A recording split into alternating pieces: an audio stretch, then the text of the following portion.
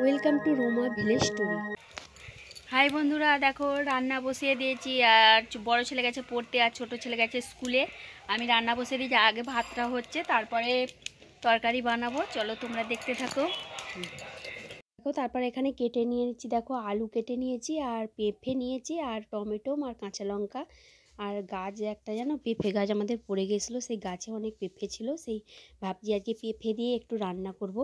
আর এখান থেকে দেখো বাজার থেকে মাছ নিয়ে এসেছিলো, রুই মাছ, কিছু মাছ ফ্রিজে রেখে দিয়েছি আর কিছু মাছ হচ্ছে রান্না করছি। আর একটা তরকারিই করব, রোজ রোজ তো আর বেশি তরকারি করার মতন অত সামর্থ্য নেই, তাই একটা তরকারিই করব, ওই দিয়ে আমরা সবাই মিলে খেয়ে নেব। আর পেঁপে আলু আর এ দিয়ে একটু কাইভাবে রান্নাটা বানাবো। দেখো রান্না আমার প্রায় হয়েই এসেছে একদম। আর তারপর দেখো এদিকে হচ্ছে ফ্রিজের মধ্যে ডিম ছিল, বলেছিলাম আমাদের মানে মুরগ আছে আর মুরগগুলো খুব ভালো, 3টে মুরগই আছে এখন আপাতত, কিন্তু 3টেই ডিম দেয় আর ডিমগুলো কিন্তু খুব বড় বড়ই দেয়, দেশি মুরগের ডিম। ভাবছি আজকে একটু ডিম সিদ্ধ বানাবো, ওই করে ডিম বার করে আর ডিম সিদ্ধ করে খেয়ে নিলাম। হাই বন্ধুরা, দেখো আমার চান হয়ে গেছে আর আমি একটু মানে মাথা পাতা আঁচড়িয়ে আর সিঁদুর পরে নিয়েছি। দেখো সিঁদুর পরতে গিয়ে দেখো আমার নাকেতে সিঁদুর পড়ে গেছে।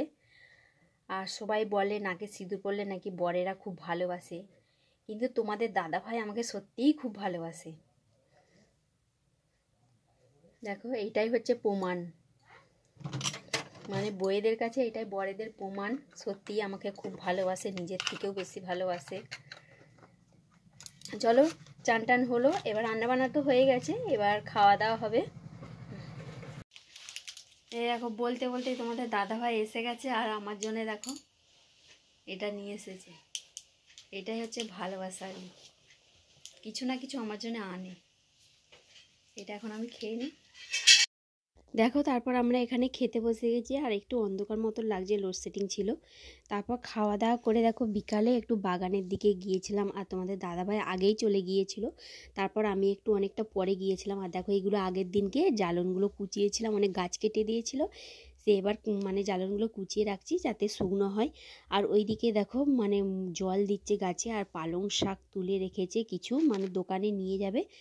আর তোমাদের দাদা ভাইয়ের তো সবজি দোকান আছে জানোই, আমি বলেছিলাম, সেই জন্যই দোকানে ওই শাক নিয়ে চলে যায়, ওখানে বিক্রি হয়।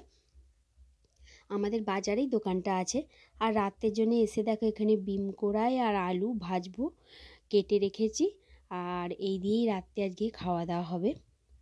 আর রাত্রে তো আমরা খুব একটা ভাত খাই না, মানে কেউ খেতে চায় না, আমাদের রুটি নাহলে মুড়ি খাই। দিয়ে এইগুলো এবার ভেজে নেবো।